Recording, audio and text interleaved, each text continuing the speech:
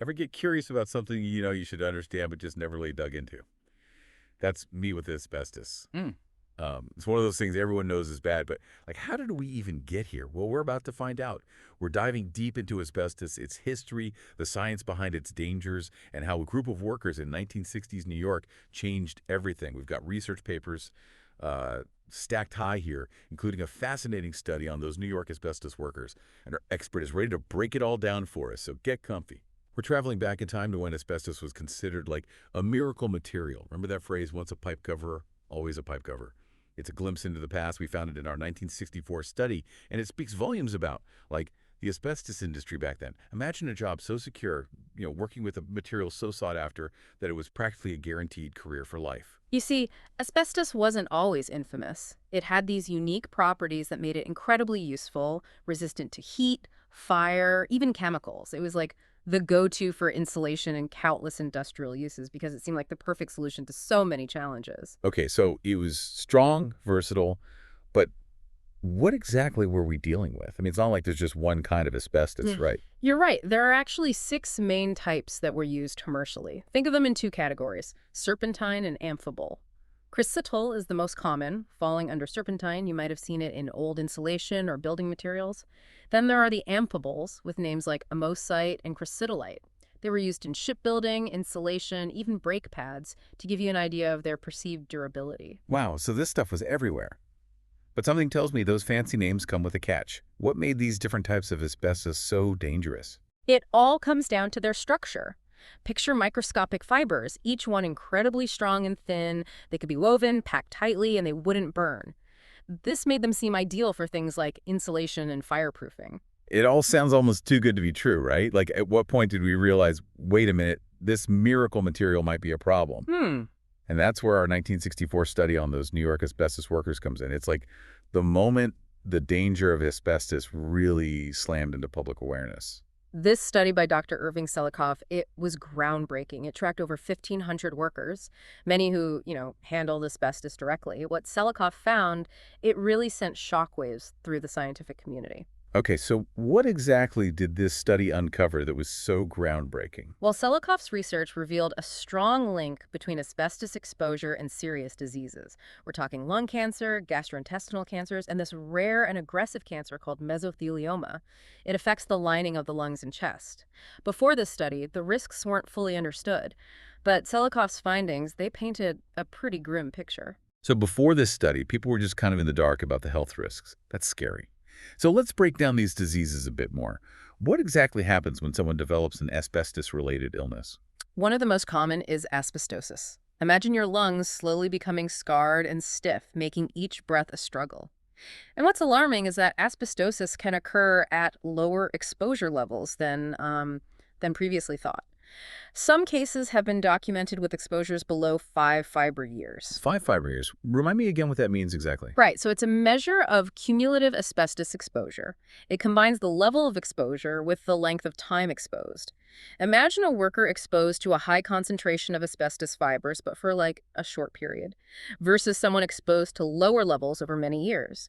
Both scenarios could result in a similar fiber year count, indicating a comparable risk level. That makes sense. So it's not just about like the intensity of the exposure, but also the duration. Precisely. And then there's lung cancer. We already know smoking is a major risk factor, but combine that with asbestos exposure, and the risk multiplies dramatically. It's not just additive, it's like mixing two volatile chemicals. The combined effect is far more dangerous than each one alone. Wow, that's a powerful analogy. So it's not just like bad plus bad, it's bad times bad, exponentially increasing the risk. And then there's mesothelioma, which you mentioned earlier. What more can you tell us about that? Mesothelioma is particularly concerning because it's often diagnosed at a later stage, and it has a very poor prognosis. And the link to asbestos exposure is incredibly strong, with asbestos being the primary cause in most cases. Even small exposures, particularly to amphibole fibers, can significantly increase the risk of developing this devastating disease. So even brief exposure to these microscopic fibers can have devastating long-term consequences. That's terrifying. You've painted a pretty grim picture here. This all sounds incredibly serious. At this point, I think we're all wondering how much asbestos exposure is considered safe. Is there even such a thing? So is there a safe level of asbestos exposure? That's the million-dollar question, It's isn't a it? question with a complicated answer, unfortunately. There's no universally agreed upon threshold. Some researchers argue that chrysotile asbestos, the serpentine type we discussed earlier, might be less potent than the amphibole types.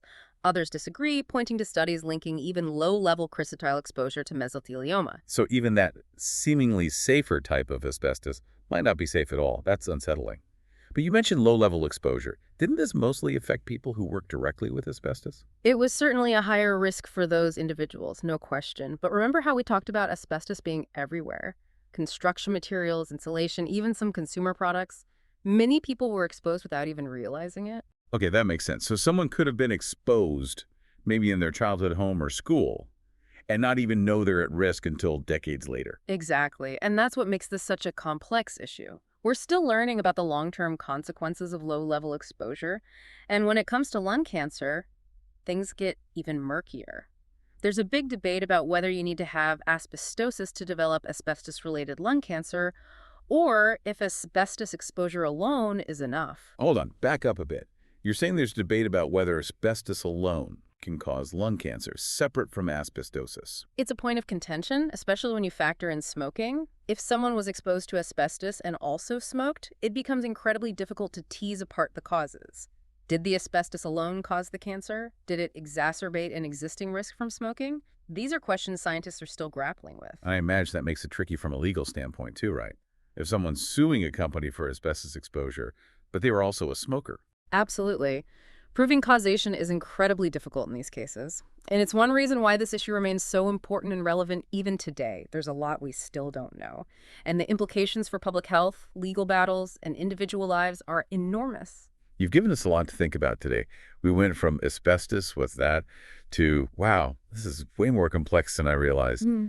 We dove into the history of asbestos, those groundbreaking studies that exposed its dangers, the different types of asbestos-related diseases, and the ongoing debate about safe exposure levels and attributing causes of illness.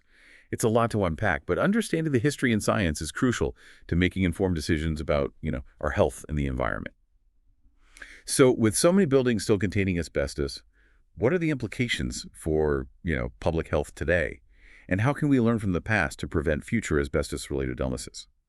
Thanks for joining us on this deep dive into the world of asbestos. We'll keep digging for more insights on the next deep dive. Until then, stay curious.